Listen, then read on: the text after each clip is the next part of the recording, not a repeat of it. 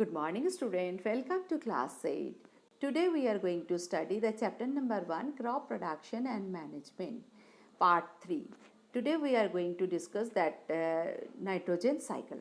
Beta please open the book. तो nitrogen कितने percent होते हैं एयर में 78%. The cyclic process by which nitrogen element is circulated continuously, bar bar circulate होते रहते हैं लिविंग और नॉन लिविंग कंपोनेंट से सर्कुलेट होने को हम कहते हैं नाइट्रोजन साइकिल. ये क्या होता है, कब होता है? बायोस्फीयर में तो जहाँ लिविंग ऑर्गेनिज्म रहते हैं उसको कहा जाता है बायोस्फीयर. अब देखिए, ये आपको नाइट्रोजन साइकिल आपको नोटबुक में ड्रॉ करने होंगे. अब आते हैं नाइट्रोजन साइकिल कितने स्टेप्स है? 5 steps. That is nitrogen fixation, nitrogen assimilation, ammonification, nitrification and denitrification. ये 5 प्रोसेस में क्या होता है? नाइट्रोजन साइकिल होते हैं. अब नाइट्रोजन फिक्सेशन ये 2 टाइप्स में होते हैं, atmospheric nitrogen fixation and that is biological nitrogen fixation. अब एटमॉस्फेरिक नाइट्रोजन फिक्सेशन क्या है? क्या होता है? लाइटनिंग के टाइम, लाइटनिंग मतलब जब बिजली कड़कती है उस टाइम क्या होता है, नाइट्रोजन जो एटमॉस्फेयर में जो नाइट्रोजन है ये क्या करते हैं, ऑक्सीजन के साथ रिएक्ट करते हैं और ऑक्साइड ऑफ नाइट्रोजन के ऑक्साइड प्रोड्यूस करते हैं. और ये ऑक्साइड्स क्या होता है, नाइट्रोजन ऑक्साइड रेन वाटर के साथ डिसॉल्व होते हैं, मिल जाते हैं, मिक्स होते हैं और बनाते हैं nitric acid, dilute nitric acid बनते हैं. और ये जब बारिश होकर नीचे आती है ज़मीन पर तब क्या होता है, जो मिट्टी के जो एल्कलीज होते हैं, एल्कलीज मतलब बेस, उसके साथ नाइट्रिक एसिड रिएक्ट करके नाइट्रेट्स बनाते हैं. अब बायोलॉजिकल नाइट्रोजन फिक्सेशन क्या है? Atmospheric nitrogen is converted into nitrogen compound by living organism. Living organism से क्या होता है, नाइट्रोजन कंपाउंड बनते हैं. ये नाइट्रोजन फिक्सिंग बैक्टीरिया होते हैं जिसके नाम है rhizobium and clostridium, which live in root nodules. कहाँ रहते हैं? रूट में रहते हैं. लेगुमिनस प्लांट मतलब जो पल्सेस होते हैं उसको leguminous plant. Convert atmospheric nitrogen into nitrates. क्या करते हैं? एटमॉस्फेरिक नाइट्रोजन को नाइट्रेट्स में बदल देते हैं. अब आते हैं assimilation. Assimilation, nitrogen assimilation, inorganic nitrogen compound are converted into organic compounds. Inorganic मतलब नॉन लिविंग से लिविंग में जाना.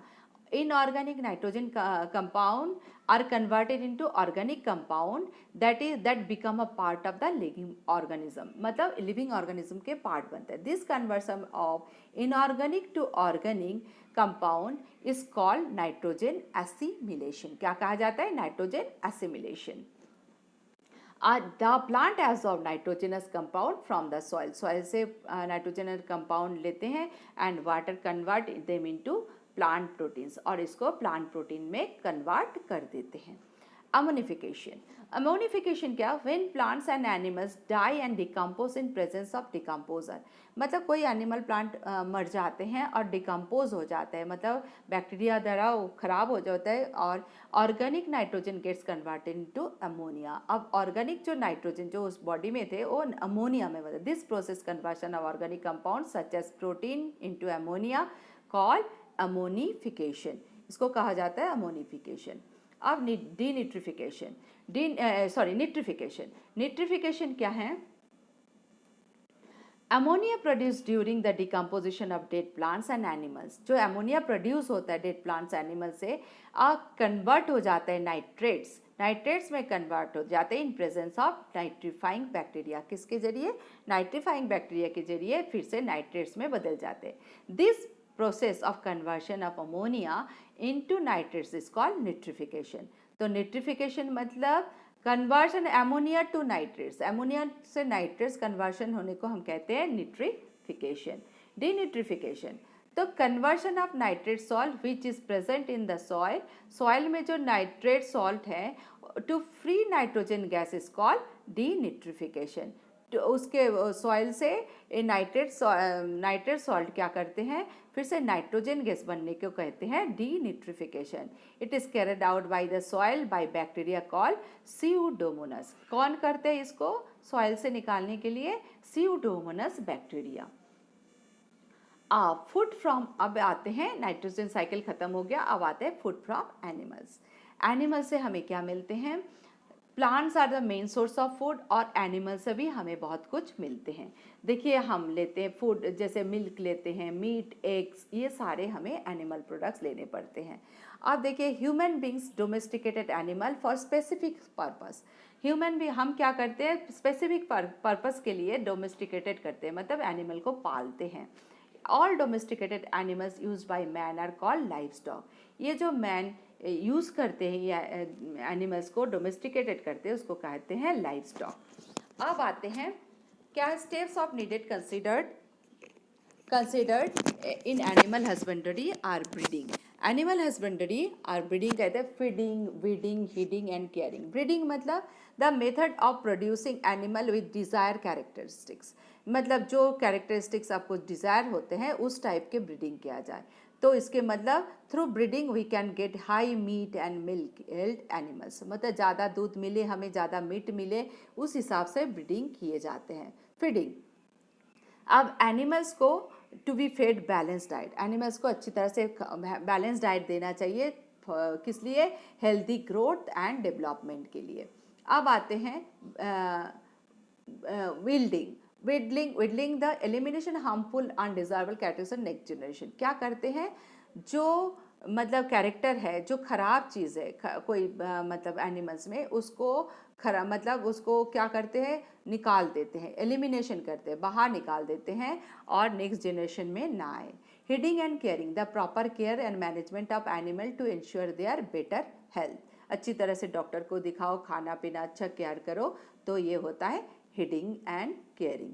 अब कैटल, कैटल मतलब जो गाय भैंस को हम कैटल कहते हैं। जैसे cows, buffaloes and bullocks are known as cattle. Cattle मतलब यूज़ हम कैटल हिसाब से यूज़ करते हैं। Cow, buffaloes provide milk and other dairy products. हमें क्या देते हैं, मिल्क देते हैं, dairy product, they are called milch animal. जो दूध देते हैं उसको कहा जाता है milch animal. Bullock are use किस लिए, एग्रीकल्चर प्रैक्टिस के लिए यूज़ होते हैं, प्लोइंग के लिए यूज़ होते हैं। काउ डंग क्या है, काउ डंग है very good source of manure, गोबर गैस बनते हैं। और उसके बाद poultry, poultry farming is rearing of poultry. Poultry मतलब हैन को पालने को हम कहते हैं पोल्ट्री करना। तो चिकन, और इसके लिए क्या होता है, एग्स मिलते हैं, चिकन मिलते हैं, इसीलिए पालते हैं। This birds are rear for meat and eggs. किस लिए रेयरिंग किया जाता है, रेयरिंग मतलब पालना, किस लिए, मीट और एग्स के लिए। Poultry products are rich source of animal fats, protein and vitamin. Poultry से हमें क्या आता है, फैट्स, प्रोटीन एंड विटामिन आते हैं। पोल्ट्री बर्ड्स ब्रीड्स फास्टर, बहुत जल्दी ब्रीड करते हैं ये, बहुत जल्दी हमें। और एग, अब क्या देते हैं, एग। एग क्या है, hen start laying eggs at age of 6 month, 6 महीने की उम्र से देने स्टार्ट करते हैं। और the egg laying hen is known as broody hen। जो एग देने वाली hen होते हैं उसको कहा जाता है ब्रूडी hen। एग के 2 पार्ट होते हैं, येलो पार्ट को कहते हैं यॉक, और जो फैट और लिपिड होते हैं, और जो वाइट पार्ट होते हैं उसको कहते हैं एल्बुमिन, जो प्रोटीन होते हैं। एक shell made up of calcium carbonate, shell जो बनते हैं वो कैल्शियम कार्बोनेट से बनते हैं। फिशरी, फिशरी मतलब very rich source of proteins and easily available.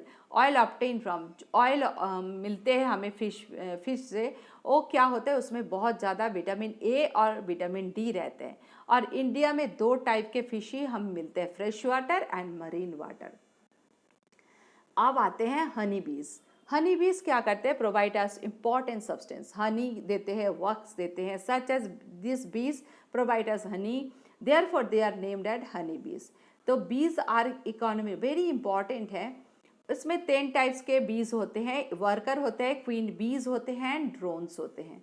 और लार्ज स्केल में पालने को हम कहते हैं एपियरिस, एपीकल्चर कहा जाता है हनी बी को पालने को, और एपियरिस कहा जाता है लार्ज स्केल में आर्टिफिशियल बी हाइव्स बना के उसमें पालने को हम कहते हैं एपियरिस। हनी बीज क्या करते हैं, नेक्टर को स्टक करके मतलब suck nectars from flower to keep in bee hives में रखते हैं। बी हाइव मतलब मधुमक्खी के छत्ते जिसको कहा जाता है। तो and honey is mixture of sugar, minerals, water and enzyme. Honey is used for क्या क्या, किस लिए यूज़ होते हैं Honey, that is used for preparing Ayurvedic drugs, antiseptic in ornaments, और मतलब ornaments बनाने के लिए। और उसके बाद helping in digestion in as enzyme is present of honey, making cosmetics बनते हैं, ointments बनते हैं और candles etc. which bee wax is used. This is the chapter beta. Chapter is finished.